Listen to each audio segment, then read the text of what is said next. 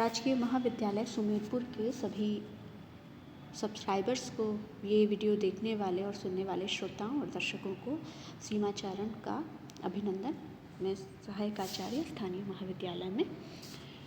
आज का जो वीडियो ये बनाया गया है तृतीय वर्ष की कक्षा के पहले पेपर, जिसमें कि अंग्रेज़ों के आगमन के बाद में भारत में धार्मिक और सामाजिक क्षेत्र में जो सुधारवादी आंदोलन चले उनके बारे में हम बात कर रहे थे। इसको हमने दो भागों में डिवाइड किया था। एक तो जो बहुसंख्यक प्रजा है हिंदू धर्म, उसके अंतर्गत जितने सुधार आंदोलन चले, ब्रह्म समाज, आर्य समाज, रामकृष्ण मिशन, इन सब के बारे में हमने बात की, थियोसॉफिकल सोसाइटी के बारे में। और आज हम जो है, क्योंकि भारत शुरू से ही सिर्फ एक धर्म को मानने वाला देश नहीं रहा है, यहाँ की जनता प्राचीन काल से ही अलग अलग पंथों को, संप्रदायों को, धर्मों को मानती है। और जैसे जैसे नए नए लोग आते चले गए, इन धर्म संप्रदायों की संख्या में से वृद्धि होती चली गई। तो बाकी जो संप्रदाय थे, हिंदू धर्म ही नहीं था कि वो पाषाण युगीन गर्त में चला गया था जब अंग्रेज़ आए थे। बाकी जो थे, चाहे वो सिख समुदाय हो, मुस्लिम समुदाय हो, पारसी समुदाय हो, समय के साथ रहते रहते इनमें रूढ़ियाँ, कमज़ोरियाँ ऐसी आने लगती है, जिसके कारण समुदाय जो है एक तरह से जर्जर हो जाता है, जकड़ में महसूस करता है। तो हम आज जो है मुस्लिम धर्म सुधार आंदोलनों के बारे में और अन्य धर्म सुधार आंदोलनों के बारे में बात करेंगे। पश्चिम के प्रति हिंदुओं की जो पहली प्रतिक्रिया थी वो थी जिज्ञासा की, उनके बारे में ज़्यादा से ज़्यादा जानने की। लेकिन मुस्लिमों की जो पहली प्रतिक्रिया थी दुर्भाग्य रूप से वो थी कि अपने आप को बंद कर दे, इस पाश्चात्य शिक्षा से अपने आप को अलग थलग रखे और अपनी जनसंख्या को पश्चिमी प्रभाव से बचाए। 19वीं सदी के बीच तक कोई भी मुस्लिम इस अकेलेपन को छोड़ने के लिए उद्यत नहीं था। तो ऐसे ही कुछ आंदोलन जो कि पाश्चात्य शिक्षा और अंग्रेज़ों का विरोध कर रहे हैं, इसके अलावा कुछ ऐसे भी आंदोलन हुए मुस्लिम समाज में जिन्होंने कि न सिर्फ पाश्चात्य शिक्षा का अपनाया बल्कि अंग्रेज़ों के प्रति वफादार रहने की नीति का भी अनुसरण करने का अपने जो अनुयायी थे उनसे आह्वान किया। पहला जो आंदोलन मुस्लिमों का है वो है वहाबी आंदोलन। पाश्चात्य प्रभाव यानी जो वेस्टर्न इफेक्ट आए अंग्रेज़ों के आने के बाद में शिक्षा के क्षेत्र में, सामाजिक क्षेत्र में, उसके विरुद्ध जो सबसे पहली मुस्लिमों की प्रतिक्रिया थी वो थी वहाबी आंदोलन, या जिसको वली उल्लाह आंदोलन के नाम से भी इसको याद किया जाता है। वास्तव में एक पुनर्जागरणवादी आंदोलन था।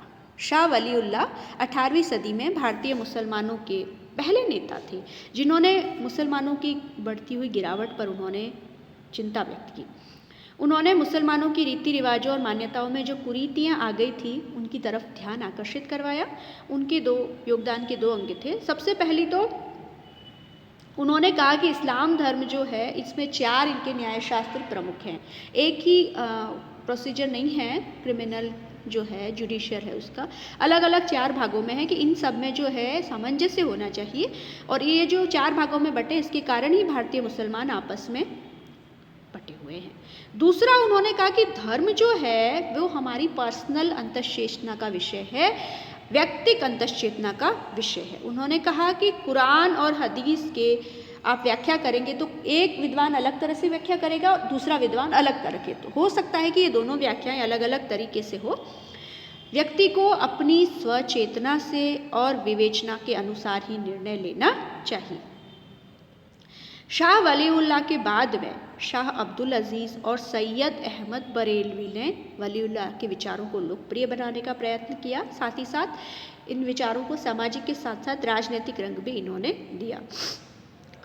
इस विचार का आरंभ हुआ जब एक मौलवी थे अब्दुल अजीज़, उन्होंने फतवा जारी किया। फतवा यानी मुस्लिमों जो धार्मिक आज्ञा जारी करते हैं इनके मौलाना उलेमा वगैरह, कि भारत जो है एक दारुल हर्ब यानी काफिरों का देश है। काफिर यानी जो इस्लाम को नहीं मानते हैं, और इसे दारुल इस्लाम बनाने की आवश्यकता है। शुरुआत में ये जो अभियान शुरू हुआ ये पंजाब की सिख सरकार के विरुद्ध था, लेकिन धीरे धीरे 1849 तक आते आते जब पंजाब अंग्रेज़ों के द्वारा अधिग्रहित कर दिया गया तो ये अंग्रेज़ विरोधी आंदोलन में कन्वर्ट हो गया। 1870 में इसी आंदोलन के एक अनुयायी ने लॉर्ड मेयो जो कि भारतीय वायसराय थे, उनकी हत्या कर दी और उसके बाद इस आंदोलन को बड़ी ही क्रूरता से सैनिक बल के द्वारा ख़त्म कर दिया गया। अगला आंदोलन ये पश्चिमगामी नहीं बल्कि अग्रगामी प्रवृत्ति का आंदोलन था, वो था अलीगढ़ आंदोलन। जब बच्चों 1857 का विद्रोह हुआ तो मुस्लिम बादशाह बहादुर शाह जफ़र को सबने अपना नेता माना और ज़्यादातर जो विद्रोही थे वो मुस्लिम थे। तो इसके कारण अंग्रेज़ों के दिमाग में, अंग्रेज़ी सरकार के दिमाग में एक धारणा बैठ गई थी कि मुस्लिम जो है वो अंग्रेज़ी शासन के विरोधी हैं और ये जो है एक षड्यंत्रकारी लोग हैं। 1860 से लेकर 70 तक जो वहाबी आंदोलन हुए, ये धारणा और भी अंग्रेज़ों में तेज़ी से उभर करके आई। उसके बाद 1870 में एक अंग्रेज़ी लेखक थे W. हंटर, उन्होंने एक पुस्तक लिखी इंडियन मुसलमान। उन्होंने सुझाव दिया कि हमें मुसलमानों से समझौता करना चाहिए और इनको रियायतें देकर के सरकार की तरफ मिलाया जाना चाहिए। अब अंग्रेज़ों से सहायता लेने में और मुस्लिमों को रियायतें प्राप्त करने में जिस नेता ने सबसे पहले कदम बढ़ाया वो मुस्लिम नेता थे सैयद अहमद खान, जो कि सरकार के संरक्षणवादी रुख की तरफ उद्यत थे। मुसलमानों ने अनुभव किया कि मुसलमान अगर अपने आप को पाश्चात्य शिक्षा से, अंग्रेज़ी प्रशासन से अलग थलग रखेंगे तो इनके अधिकार जो है वो नहीं मिलने वाले हैं। 19वीं शताब्दी में जितने भी मुस्लिम सुधारक थे उनमें सैयद अहमद का नाम जो है वो अलग इम्पोर्टेंस रखता है। इनका जन्म 1817 में दिल्ली के समृद्ध मुस्लिम परिवार में हुआ था और इन्होंने जो है मुस्लिम तरीके से ही शिक्षा प्राप्त की थी। 1857 का जब विद्रोह हुआ तो ये जो है न्यायिक सेवा में थे कंपनी की और कंपनी के प्रति पूरे विद्रोह के समय वो वफादार रहे। उन्होंने मुसलमानों को आधुनिक दृष्टिकोण अपनाने के लिए प्रेरित किया। उनकी इच्छा थी कि मुसलमान लोग अंग्रेज़ी सरकार को स्वीकारें, ये हकीकत है, इसको मानें और उसके अधीन सेवा प्रारंभ कर दें। अपने प्रयासों में सैयद अहमद खान बहुत सफल रहे। इसके अलावा उन्होंने इस्लाम की जो सामाजिक कुरीतियाँ हैं उनको भी दूर करने की कोशिश की। पीरी मुरीदी प्रथा, जिसमें कि पीर जो है वो सूफ़ी हुआ करते थे और मुरीद उनके शिष्य होते थे, ये उन्होंने गलत बताया। दास प्रथा को भी इस्लाम के विरुद्ध बताया। एक मैगज़ीन उन्होंने निकाली तहज़ीब उल अखलाक यानी सभ्यता और नैतिकता, इसके द्वारा अपने विचारों का इन्होंने प्रसार किया। इसके अलावा इन्होंने कुरान पर टीका लिखी, जिसमें जो परंपरागत टीकाकार है उनकी आलोचना की गई। वैज्ञानिक ज्ञान के प्रकाश में इन्होंने अपने अभिव्यक्त किए विचार। 1875 में इन्होंने अलीगढ़ में एक मुस्लिम एंग्लो ओरिएंटल स्कूल शुरू किया, जहां पर मुस्लिम युवकों को पाश्चात्य विषय और मुस्लिम धर्म दोनों के बारे में शिक्षा दी जाती थी। जल्दी ही अलीगढ़ मुस्लिम संप्रदाय के धार्मिक और सामाजिक पुनर्जागरण का प्रतीक बन गया। 1920 में आगे चलकर ये छोटा सा स्कूल था वो अलीगढ़ यूनिवर्सिटी, अलीगढ़ विश्वविद्यालय के एक बड़े पेड़ के रूप में सामने आया। आज भी अलीगढ़ विश्वविद्यालय उत्तरी भारत के सबसे अधिक महत्वपूर्ण विश्वविद्यालयों में से एक है। यहीं आकर के मुस्लिमों ने पहली बार विज्ञान की, तर्क की शिक्षा प्राप्त की। अब अगला जो आंदोलन आ रहा है वो है देवबंद शाखा। मुस्लिम उलेमा जो कि प्राचीन मुस्लिम विद्या के जानकार थे, उन्होंने देवबंद आंदोलन चलाया। ये एक पुनर्जागरणवादी आंदोलन था। इसके उद्देश्य पहला तो है मुसलमानों को कुरान और हदीस की शुद्ध शिक्षा देना और दूसरा है विदेशी जो शासक हैं अंग्रेज़, उनके विरुद्ध जिहाद की भावना को प्रोत्साहित करना। इसके मुख्य नेता थे मोहम्मद कासिम ननौतवी और रशीद अहमद गंगोही। ये जो है देवबंद उत्तर प्रदेश जिला सहारनपुर में एक स्कूल खोला गया। इसका उद्देश्य था मुस्लिम संप्रदाय के लिए धार्मिक नेता ट्रेन किए जाए। पाठशाला के जो कोर्स था, जहां अलीगढ़ में तो पाश्चात्य शिक्षा, वेस्टर्न एजुकेशन दी जाती थी, यहाँ अंग्रेज़ी और पाश्चात्य शिक्षा पर पूरी तरह पाबंदी थी। मौलिक इस्लाम धर्म की शिक्षा दी जाती थी ताकि मुस्लिम संप्रदाय का नैतिक और धार्मिक पुनरुद्धार किया जाए। ये अलीगढ़ के साफ बात है विरोध में था जो पाश्चात्य शिक्षा देता था। देवबंद विद्यालय जो है कहता था कि हमारे स्टूडेंट्स को गवर्नमेंट जॉब के लिए तैयार नहीं होना है, अपितु इस्लाम धर्म को फैलाने की शिक्षा ये दिया करता था। 1885 में जब भारतीय राष्ट्रीय कांग्रेस की स्थापना हुई तो देवबंद ने उसका स्वागत किया। 1888 में देवबंद के उलमा ने जब कांग्रेस स्थापित हुई थी तो सैयद अहमद खान ने एक United Indian patriotic association Congress के विरोध में खड़ी की थी, उसका विरोध किया। महमूद उल हसन जो कि देवबंद शाखा के नए नेता थे आगे चलकर, इन्होंने इस शाखा के धार्मिक विचारों को राजनीतिक और बौद्धिक रंग दिया। उन्होंने उनकी राष्ट्रीय आकांक्षाओं और मुस्लिम निष्ठाओं दोनों में बैलेंस बनाया, जिसके कारण जमायत उल उलमा के हसन के विचारों के अनुसार धर्म की रक्षा और मुसलमान के राजनीतिक अधिकारों को भारत की एकता और राष्ट्रीय उद्देश्यों के परिप्रेक्ष्य में एक ठोस आधार प्रदान हुआ। इस तरह से देवबंद जो शाखा थी वो अंग्रेज़ी सरकार के विरुद्ध और कांग्रेस की काफ़ी समय तक जो है समर्थक बनी रही। बच्चों, ये तो थे इस्लाम धर्म के सुधार आंदोलन जो भारत में 18वीं 19वीं सदी में देखे गए। अब हम सिख सुधार आंदोलन में आते हैं। जब सिख संप्रदाय के लोग पश्चिम के विकासशील और तर्कसंगत विचारों के संपर्क में आए तो वो भी प्रभावित हुए बिना नहीं रह सके। अमृतसर में पहले सिंह सभा आंदोलन शुरू हुआ। इसकी एक और अन्य मुख्य संस्था थी खालसा दीवान, मुख्य खालसा दीवान। इन संस्थाओं ने पंजाब में खूब सारे गुरुद्वारे स्थापित किए। इसके अलावा गुरुद्वारों के साथ साथ स्कूल्स खोले, कॉलेजेस खोले। सिंह सभा का ही एक छोटा रूप था आंदोलन का अकाली लहर। ये जो लहर है, बड़े बड़े जो गुरुद्वारों में भ्रष्ट महंत थे जो कि पैसा इकट्ठा करके धार्मिक कार्यों में नहीं बल्कि ऐशो आराम में अपने व्यतीत करते थे, उसके विरुद्ध ये आंदोलन चला। ये लोग गुरुद्वारों को महंत जो है अपनी पैतृक संपत्ति मानते थे। इन महंतों को सरकार का, ब्रिटिश सरकार का समर्थन प्राप्त था।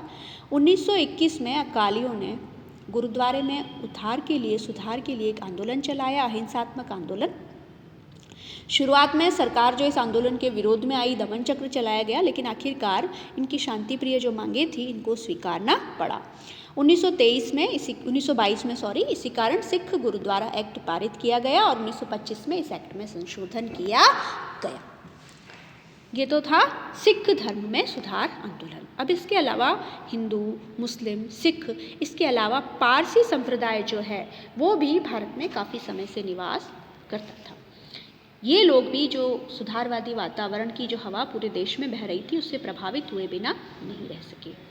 1851 में कुछ अंग्रेज़ी शिक्षा प्राप्त जो पारसी थे उन्होंने एक सभा स्थापित की, रहनुमाए मजदास्यान सभा। इसका उद्देश्य था पारसियों की सामाजिक अवस्था का पुनरुद्धार करना और पारसी धर्म की जो प्राचीन शुद्धता है उसको वापस से प्राप्त करना। इस आंदोलन के नेताओं के नाम थे नौरोजी फरदौन जी, दादा भाई नौरोजी जो कि राष्ट्रीय आंदोलन के भी प्रारंभिक नेताओं में से बड़े ही महत्वपूर्ण हैं, और R.K. कामा।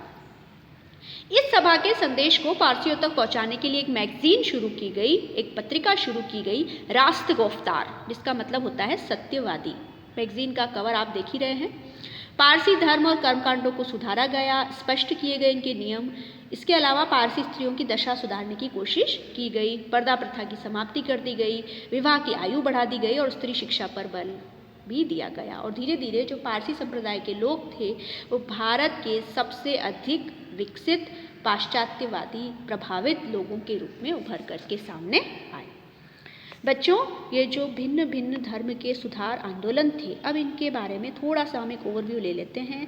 इन्होंने जो है भारतीयों में जो आत्मविश्वास की कमी आ गई थी, जैसे ही उन्होंने पाश्चात्य शिक्षा विद्वान के संपर्क में आए, उस आत्मविश्वास को वापस प्रदान किया कि पश्चिमी संस्कृति ज़्यादा अच्छी है। ये प्रचार के कारण ये लोग बड़ा ही खिन्न सा महसूस करते थे। ये खिन्नता इनमें हट गई। इन सुधार आंदोलनों ने भारतीयों को विश्वास दिलाया कि हमारा प्राचीन धर्म और सांस्कृतिक जो हमारी विरासत है बहुत महान है।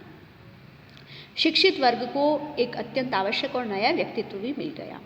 इन आंदोलनों के कारण भारतीयों को बहुत से पुराने झूठे रीति रिवाज, सड़े गले रीति रिवाज उनको छोड़ने में सहायता मिली और वैज्ञानिक और तर्कसंगत विचारों के नवीन वातावरण में अपने आप को ये समर्थन कर सके। इन सभी धार्मिक आंदोलनों के अलावा एक समाज सुधारवादी जिनका कि जिक्र करना मैं बहुत ज़रूरी समझती हूँ, ईश्वर चंद्र विद्यासागर, जो कि संस्कृत के प्रकांड पंडित थे। और बच्चों, इन्होंने जो है विधवाओं के विवाह के लिए बड़ा अभियान चलाया, क्योंकि उस वक्त बंगाल में जो है 12-12, 13-13 साल की औरतें, 9-9 साल की औरतें बाल विधवा हो जाती थी और उनको विधवाओं का कठोर जीवन बिताना पड़ता था। तो उनके उस जीवन से मुक्ति दिलाने में ईश्वर चंद्र विद्यासागर का बहुत अधिक योगदान है।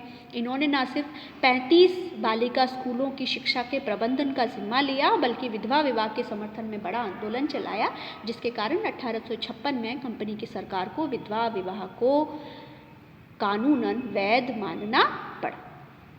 इन सारे समाज सुधारकों, चाहे विवेकानंद हो, राजा राम मोहन राय हो, आर्य समाज के स्वामी दयानंद सरस्वती हो, या सैयद अहमद खान हो, पारसियों में दादा भाई नौरोजी हो, इन्होंने अपने समाज को आधुनिक विश्व से जोड़ा, पाश्चात्य शिक्षा से प्रभावित किया और जो समाज में बुराइयां आई थी उनको उजागर करके उन्हें दूर करने के लिए उन्होंने अपना पूरा जीवन बिता दिया। और इसी के कारण भारत जो है आगे चल कर के एक नई ऐसी पीढ़ी तैयार हुई जिन्हें जो है अपनी संस्कृति पर गर्व तो था ही था, लेकिन ऐसा नहीं था कि वो पाश्चात्य विचारों को, तर्क को स्वीकार करने को उद्यत नहीं थी।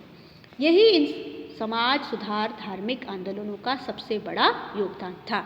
इतना कहकर ही ये टॉपिक और ये वीडियो हम यहीं समाप्त करते हैं। धन्यवाद।